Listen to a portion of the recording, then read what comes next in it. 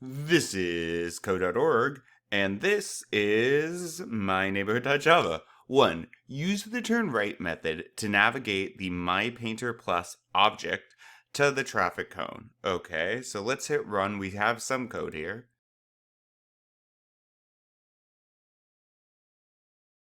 Oh, yep, and that makes sense.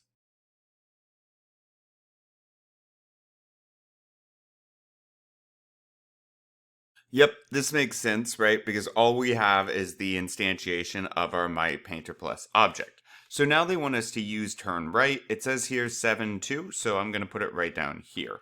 All right, first we're going to have to move, obviously. And what did we name our object previously? MyPainter Plus, so MyPainter Plus dot move, and parentheses, semicolon, and it looks like once, twice, 3 times, hopefully. Cool. And now they want us to use turn right. Now keep in mind, we could do it traditionally like we have been and having the painter turn left several times. However, if you have been doing the previous parts, we have this turn right method, and all it does is run left 4 times. Now we can access that because our Painter Plus object right here, or our Painter Plus class, extends Painter.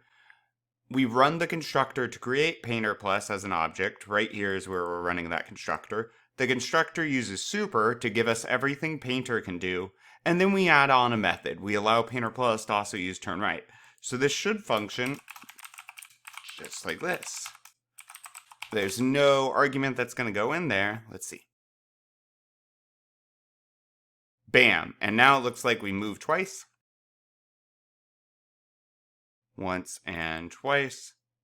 That is all looking good. Let's see. Bam. I think we did it. Cool. Let's give it a shot. Yeah, we end at the right spot, we use the turn right method, and this is what's so powerful about a subclass. Painter Plus is a subclass. It lets us use everything in the Painter class, like turn left, but we can add features to it. We can add functionality. So, pretty cool. Onward.